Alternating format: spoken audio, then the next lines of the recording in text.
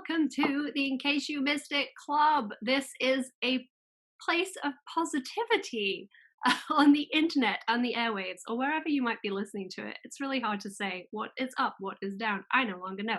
What I do know is I am here today with the lovely Andrea Bartz. Hi. Hi, Lindsey. Hello. Andrea, for those of you who don't know, is an amazing author. She has published 2 books so far. We have The Lost Night and The Herd, 2 of my personal favorites. I'm gonna say, obviously I know you, so I'm gonna also say that, but I enjoyed them both. So thank you for that gift. I'm gonna ask you a little bit more about the books at the end of our chat, but I want to get straight into it because, like I said, this is a happy place for happy things, and what we're gonna do is chat about some of the things that perhaps we're a little bit nostalgic for. Some things from times gone by, whether that time was like yesterday or 20 years ago. I think everything counts as nostalgia now. Time means nothing. Everything before now. Everything before now. So like we can be nostalgic for 5 minutes ago when we started talking, and I think that's entirely reasonable. But I'm going to ask you some questions, and we're going to have some lovely chats about those questions. So the first thing I want to ask you about is something that is always really, I was going to say triggering, and that's the wrong word, positively triggering for me, which is when I think about my first ever record that I bought. And I feel like people have so many feelings about their first record. So can you tell us a little bit about that? Yes. Well, the very first album I ever bought was the Blue Album by Weezer. And like, luckily they turned out, cool. And I was able to feel cool about it. It wasn't like a Mickey Mouse Club, like whatever special. Although I did buy Now, just the original Now. And I was like, just Now. No, that's what you call music. There weren't numbers yet. Yeah. I did buy that probably not too long after. But no, I started with Weezer because my friend Erica's cool older brother, Ryan, had it in his car. And took it home and played it in my like boombox CD player. Nice. And yeah, I have really good memories. I mean, they went on to be a band I like actually cared about throughout much of my youth. Brian Bell was like the original sort of adorable hipster, like skinny, gawky, awkward white man with like a floppy haircut, brown hair that I just continue chasing. Like I'm always chasing throughout life. The golden pony. We're all trying to catch that floppy haired indie boy high. We're all really doing it. Never moved on, right? Like, I made a career out of it, so I fully recommend that it's something people try at least once. That's where I feel. It like imprinted at the right moment. But then my first concert, which is not what you asked, but which I'm more proud of, was that when I was 13, I went and saw Lauryn Hill back when she was still like able to keep it together to show up and perform. And the Black Eyed Peas opened for them. Oh, wow. And we were all like, who is this and why are they called Black Eyed Peas? What are Black Eyed Peas? Like, we're white kids from Wisconsin. And it was an amazing concert. And what was really great was that like somehow we had ordered them and then my parents hadn't understood. They thought that like the receipt that came from Ticketmaster was also a ticket. So my dad was supposed to go with us. No. And showed up. And there weren't enough tickets. And so my dad was like, oh, I guess I'll have to just like let you guys go. And so it was me and Erica and Megan. And we were like, so cool. What a gift from the universe. I know, it really was. That's beautiful. Was this pre or during, or I guess it wouldn't have been post, but would have been pre or during the Fergalicious era? Was the Duchess with the Black Eyed Peas at the time? No, I'm pretty sure. Here's the thing. I remembered so little because it was like the annoying opening band, and it was only several years later that I was like, huh. So they definitely had a like female sweet singer, but was it her? I've never investigated. I do not remember. I know it was before like the My Humps, the Lundy Bridge, etc. songs. Nice. That much I'll tell you with confidence. My Humps is one of my favorite karaoke performances. I can see it. I can definitely imagine that. Such a good one. I'm going to add that to like the note on my phone that's called karaoke jams, where I just consistently. It's a great tune that's not too tricky, as you can imagine, and it gets the entire room on side. So, it's a good place to be. I recommend it. That's a good tip. If anyone's listening just hears that, that's like, that has made it worth the price of admission. And if anyone has any other good karaoke song tips, I'm always down to hear them. And the more random, the better. Because My Humps, you're not going to hear My Humps on a usual day-to-day casual basis. That's So true. putting But it the out crowd there. will go wild. Yeah, the crowd will go literally wild, even if it's to make you stop, because it does go on a bit. That's the only thing. You really have to put your humps into it. Like, you've really got to perform. Yeah, I there's will not a just say lot of that. lyrics, so you're really just getting repetitive and like losing Yeah, steam. And I'm I sure. mean, you're just celebrating your humps, your lovely lady lumps. I think it's nice. I think it's a celebratory song. Do you still listen to Weezer? Have you been listening to any Weezer recently? Is it still a happy place When for you? Weezer stopped making music after the Green album. Like, I just like full stop. That's when it ended. I went to my last Weezer concert. I saw them, I don't know, maybe 4 times over the course of life. And my last concert was after the Green album came out, but before, what was after that? The Red? Maladroit? I don't even know. This is the thing. They were like I my favorite. literally don't know. So And yeah, they were like, we want to play some of our new stuff, and like, when does that work out well? And no. yeah, so I can always go back to the Blue album. I can always go back to Pinkerton. I'll always have my like duckling imprint of Brian Bell in his skinny glory. And I'm leaving that in like an untarnished little box. It's nice. It's nice that you got out before the relationship turned ugly. It's lovely when you Exactly. can remain friends. It's Like, true. that's We're on good nice. terms. We're on You really good terms. consciously uncoupled before it was cool. Yeah. So I respect that. I respect that. Another one that is a real kick down memory lane, and not always in a good way, is what is the first fragrance that you remember? I have a lot of memories related to scent from like middle school.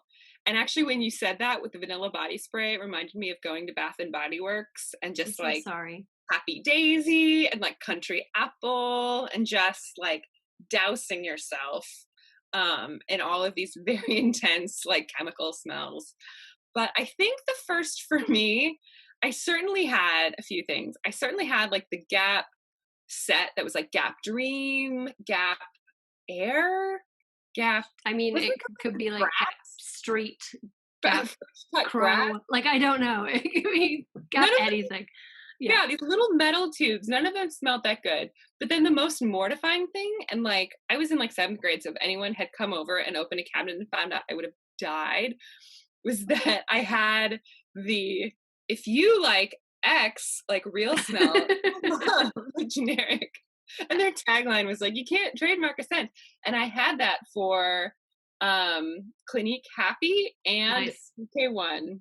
Oh my god, they're both such, yeah, they are massively, massively significant scents to me too. I had a friend who wore Happy, and even now when I smell it, I am right back 2001, like right in her house getting ready to go out. And CK1, my PE teacher, my phys ed teacher, wore it because he thought he was super cool, and we just hated him. We all hated him, and he would just, the CK1 would come in the room before him, Oh and my it God. was just like, so it lost all its cachet with my year group because of a teacher, a It was terrible like you teacher. smell like a gym teacher. Why? Yeah, Quick question. Why yeah. would a gym teacher be wearing cologne anyway? When like, I mean, he was a questionable character, which I've heard many stories about since I left school.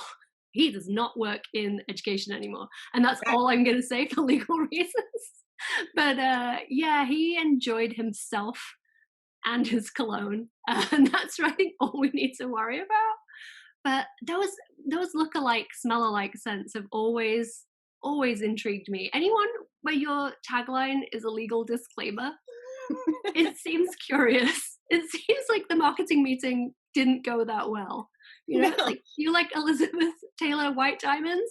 Guess what? This isn't it, but it could be. No, it's true. Like you can't trademark a scent was like on like the very bottom of like a legal document that they showed from like the marketing department of possible taglines. And like some idiot white male CEO was like, that's the one. That's it. That's the one that speaks to me as a white male in a profession.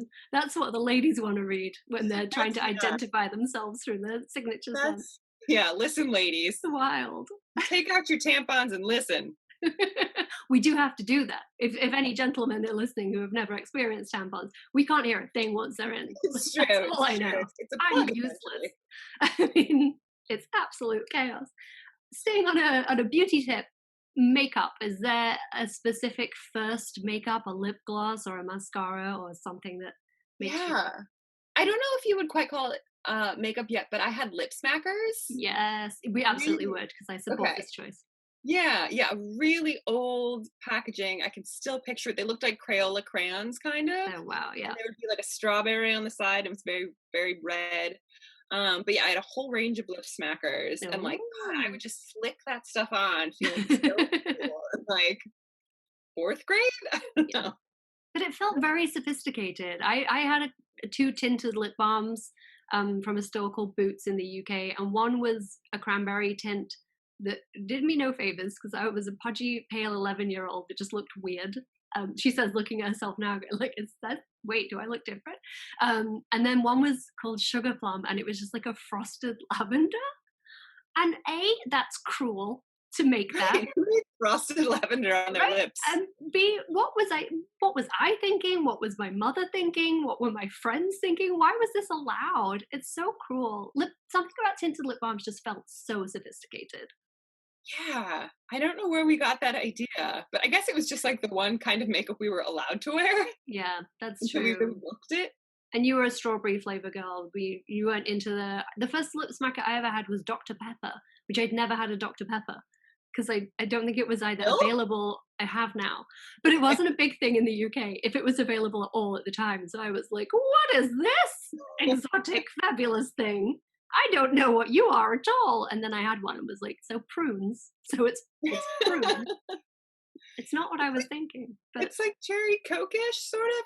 I think no, here's the thing, I think I only had I mean, the same probably mother who, bless her, I love her dearly, but the one who bought the "If you like CK1, you'll enjoy." I think I only got, like, the most generic 3-pack because like, we're seems not gonna reasonable. go crazy and get the Dr. Pepper fancy ones. No, I So, mean, the only we one don't know which Skittle the Skittles one tastes like, I so It's true, so, like, we're not gonna throw our money at that, money doesn't grow on trees.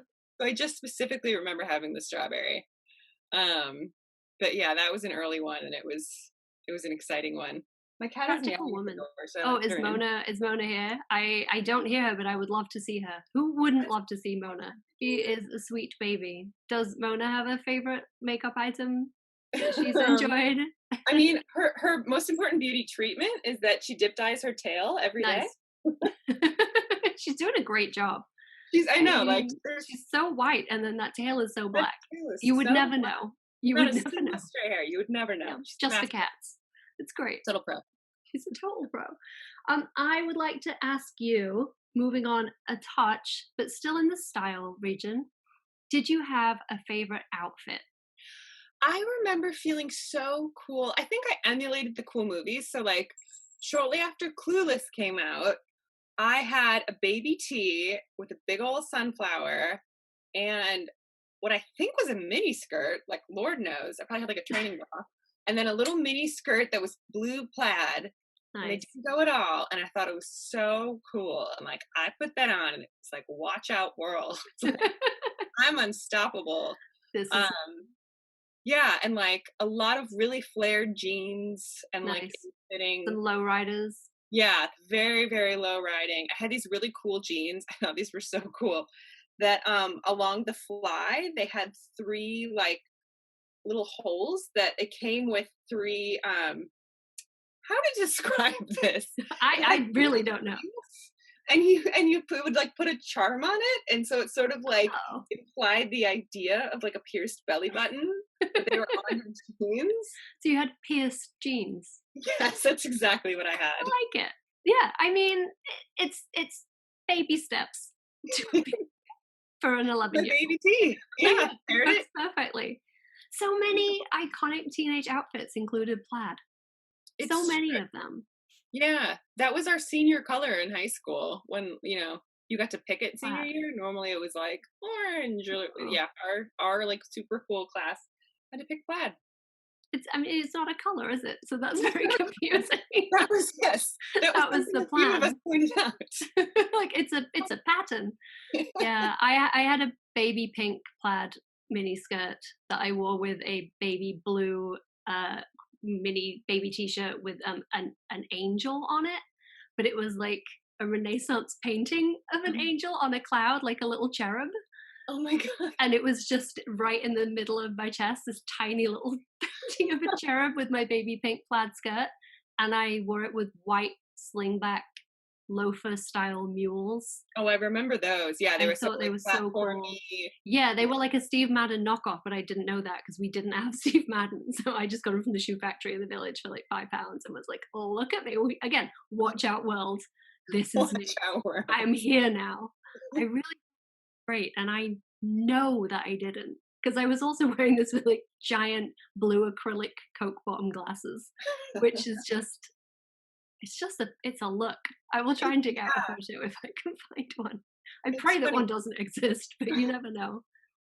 Yeah, when I look back on like my 7th and 8th grade photos, it's like I was so concerned about what to wear, but like nobody was noticing what I was wearing No. over my like terrible skin, braces, glasses, frizzy hair. Like it didn't matter what I wore.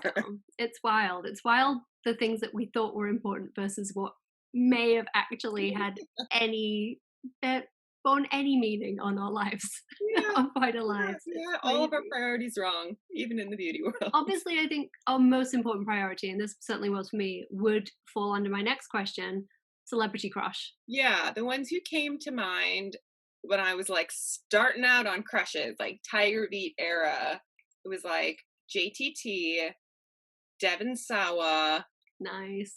and Ryder Strong. So already Three I like fine a lot of gentlemen. hair.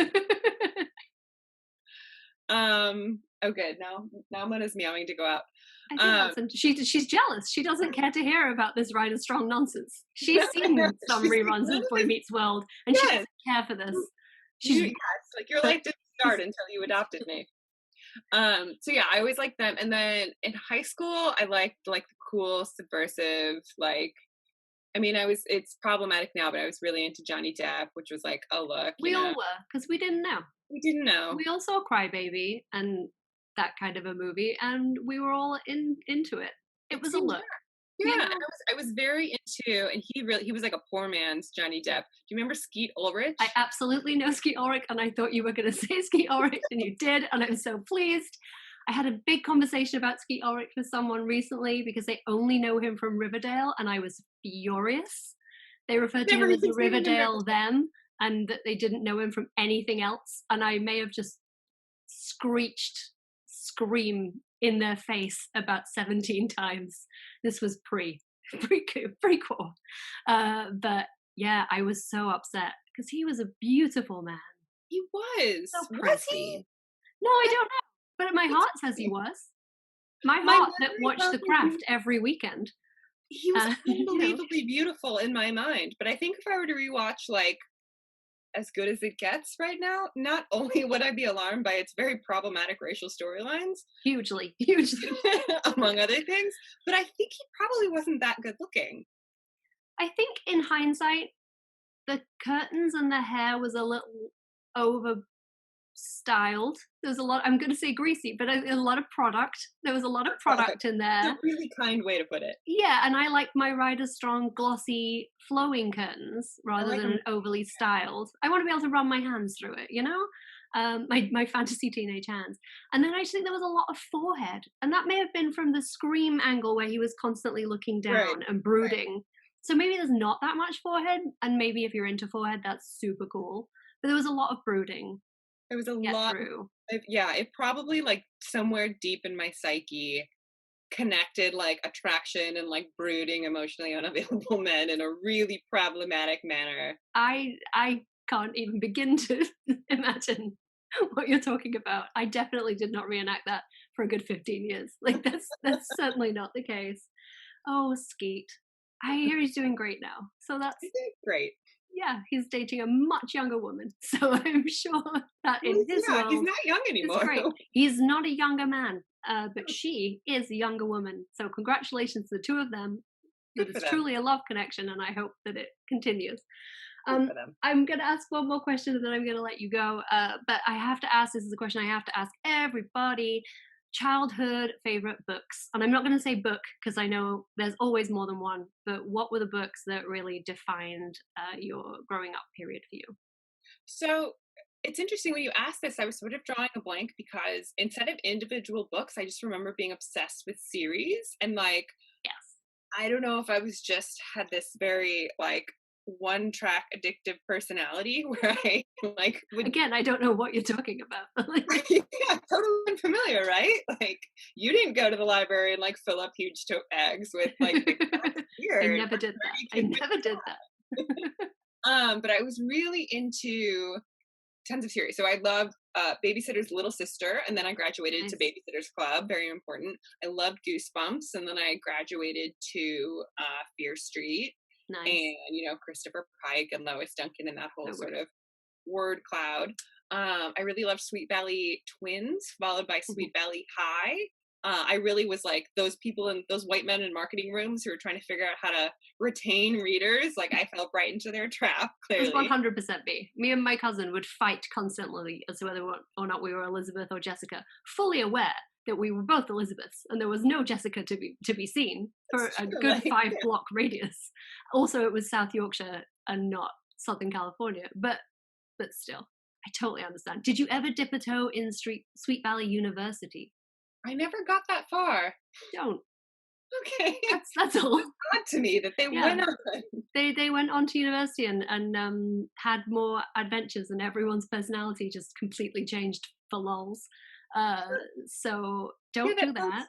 that sounds like a jump the shark kind of move. Yeah, and then they wrote the adult book. Francine Pascal wrote the adult book a few years ago, which I don't know if you entertained. But again, same advice. Yeah, I haven't read it, Oh. but my instinct would be like, why? Again, we have the box on the shelf. Why Yes. are we going to open the box and Yeah. ruin? Why would you keep that wonderful childhood memory that you have? Just Yeah, keep it. keep it pleasant. Why Yeah, why would you not? Yeah, don't do that to yourself. There are so many books that you don't yeah. need to read That's the those thing. books. So many other books I would Yeah. like to read. I'm not Was there gonna anything from when you were really young that you remember that you found comforting that sometimes you seek out ever, which is not something I do, honest. do it. Well, right now I'm staying with some friends who have a 2-year-old, and he's very excited to show me all of his books. And it has been kind of delightful to see books that I remember in them, like The Hungry Caterpillar.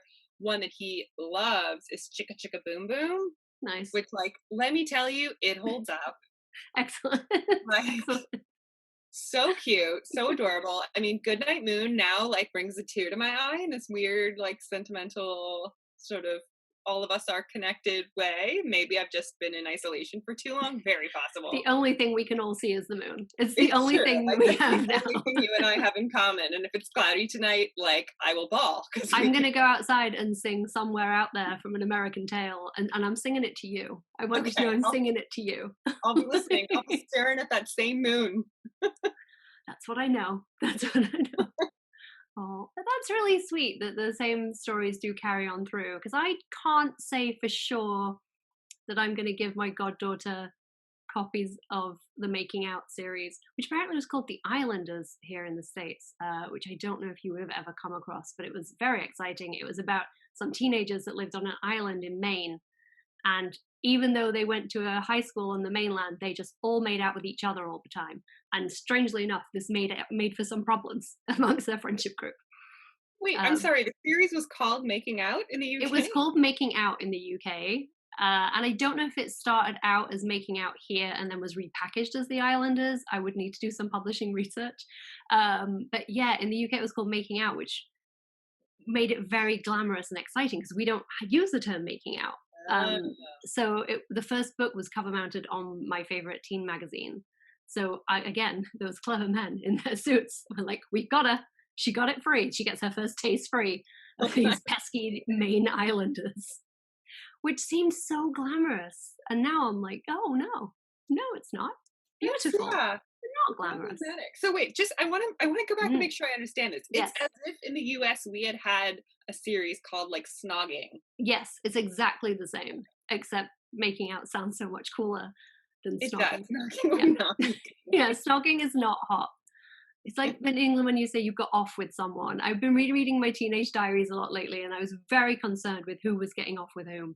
And I'm like, it's not an attractive turn of phrase. Whereas making out is like, I made out with him. Where it's like, I snogged him, or she got off with him. I was very upset because someone called Donna had got off with someone called Darren in a sewer, and I was furious. In a sewer. Possibly, yeah. And I was so jealous.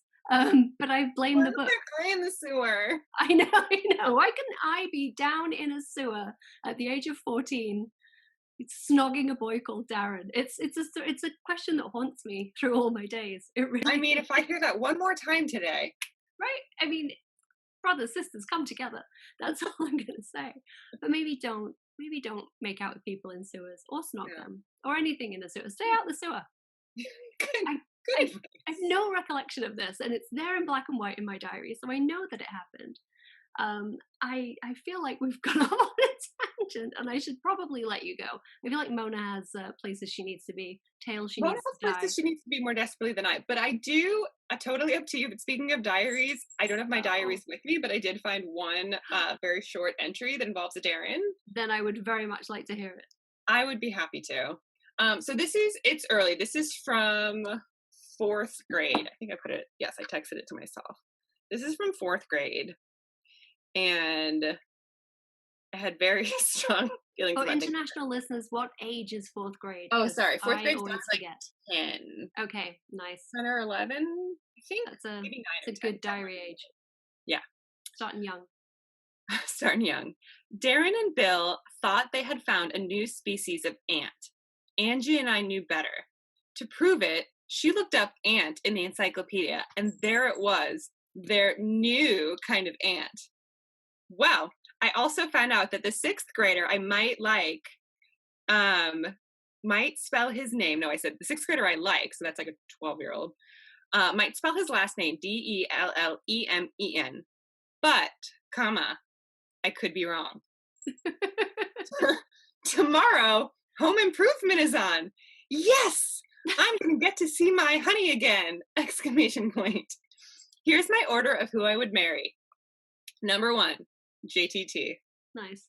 Number 2, Matt Delleman, whose last name may or may not be spelled that way. Number 3, Zach. Number 4, Charles. Number 5, I would weep the rest of my life. Bye! I'm so pleased that you weren't at all melodramatic or emo at that age. I'm so pleased everything was just treated in an entirely rational and reasonable fashion. Yeah, it's so, I'm glad to see you using an encyclopedia. That's a lost skill. I mean, it's true. We probably had like the set along the wall in the classroom, and we like Nice. pulled out the A for ants. Yeah, take that, Darren and Bill, and your new aunt. What do you know? Nothing. Nothing.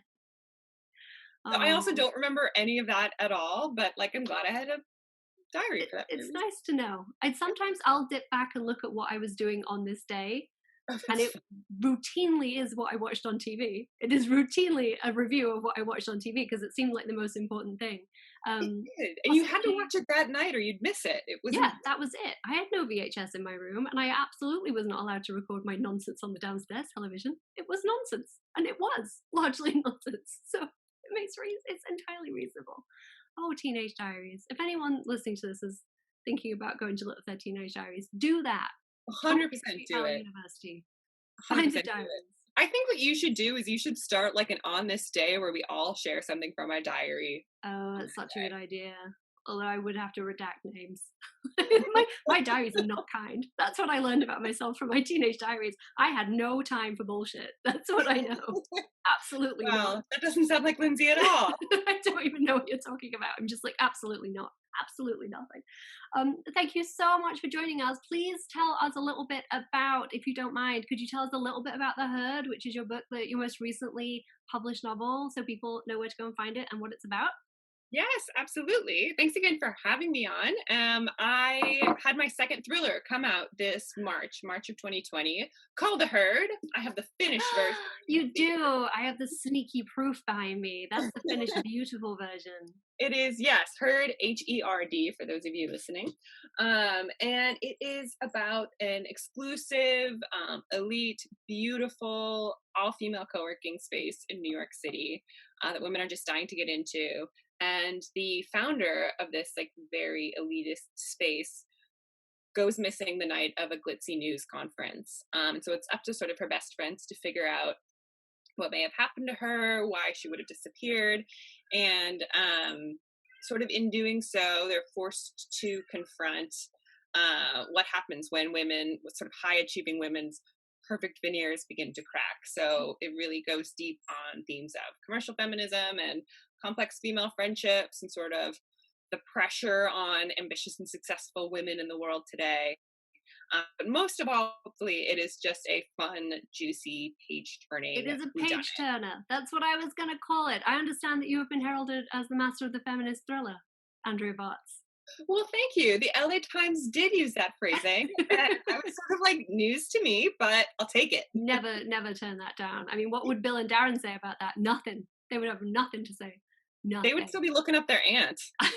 Still finding brand new species. It's 2020. They probably will find a new species of ant now, and it will be a murder ant, and it will just be like the end of all things. It'll be a murder ant. You're right. It'll be an ant that's come to eat all of our ice cream. It's like an ant that is just come like a plague of locusts, but it only eats Ben and Jerry's ice cream. The only great ice cream that's come to save us all. The only great ice cream that's left. I mean, yeah, we like gave up on the narrative of the murder hornets. Everyone was just like, we can't. It was too much. Yeah, I feel like we got an editorial note that was like too much. Yeah, too losing the plot. You're really losing the plot here. Let's stick to our primary themes. Getting away from you. So where can people find you on the internet? People who want to come and find you, find out more, and find your books. Yeah, so they can find out more about me and both of my books, The Herd and the Lost Night, at andreabartz.com. That's BARTZ.com. And I am on Twitter and Instagram at Andi, ANDI, Bartz, BARTZ. And I would love to, connect with people on Instagram, Twitter. I have an author page on Facebook. I have a newsletter, all this stuff. But mostly, come hang out. I would heartily recommend your Instagram because of our good friend, who I have really enjoyed her perusing the shelves behind you. I apologize. She did try and steal your spotlight, but you did good. You did good. We share the spotlight. It's really beneficial for both of us. It's a great relationship. Well, thank you so much for this. We really appreciate it. Yeah, so great to see you. Thank you so much for having me on.